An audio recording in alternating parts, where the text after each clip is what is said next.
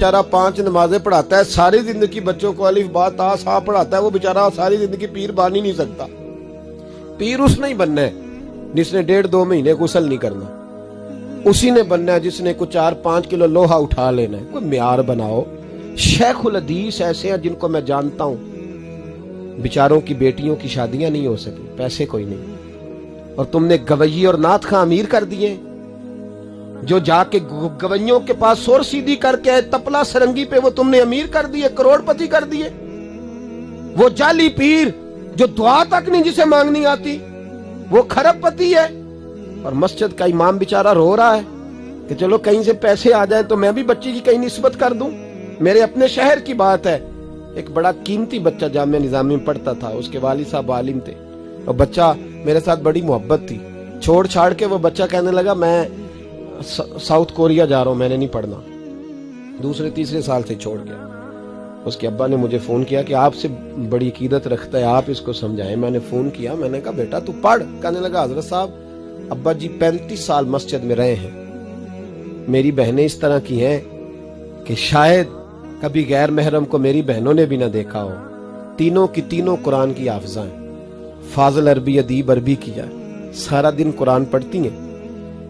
थक गया मेरा बूढ़ा सफेद दाढ़ी वाला आलिम बाप रिश्ता ढूंढते पर रिश्ता नहीं मिला, क्योंकि हम मस्जिद की छत पे रहते हैं। एक बीबी रिश्ता देखने आई थी, और जब वो छत पे चढ़ने लगी, रिश्ता दिखाने वाली उसको लेके आई, छत पे चढ़ने लगी तो चढ़ते चढ़ते कहने लगी ओहो ये मस्जिद में रहते हैं,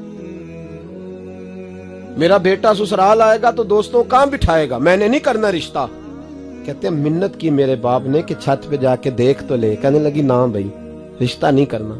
इतना जुल्म इस कौम ने किया, इतनी ज्यादती। कहने लगा साहब मैंने नहीं पढ़ना, मैंने माल कमाना है, इसलिए कि मेरी बहनें रोती हैं। खुदा का खौफ करो, एक नात से भी गुजारा हो जाता है, मेहरबानी करो। और नात के लिए शोर की जरूरत नहीं होती, इश्क की जरूरत होती है। बस कर दो, बड़ा हो गया। मदारस के बच्चों को वो रोटी खाने को मिलती है जो मैं और आप खाएं तो बीमार हो जाएं, बीमार हो जाएं, जो मदारस के बच्चों को रोटी खाने को मिलती है।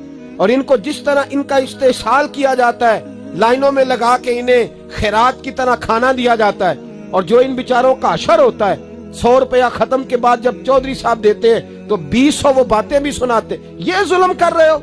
रबीउल अव्वल आएगा तो यहाँ जनाब मेले लगेंगे, और यहाँ हालत ये होगी कि 25,000, 50,000, 60, कहां से आया तुम्हारे पास पैसा? यहाँ लुटाने के लिए पैसे हैं।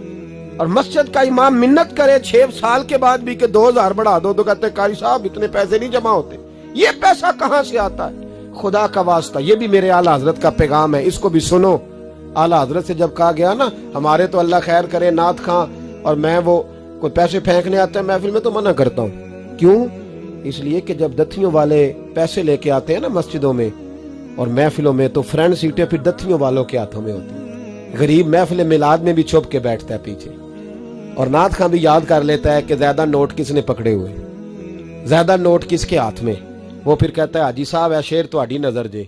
मैं क्या बदबख्ता, नबी पाक दे नाम दा शेर भी बंदे दी नजर हो सकता है, जिसमें हुजूर की तारीफ हो रही हो, बंदे की नजर किस तरह हो गई? शर्म करो, डरो अल्लाह ताला।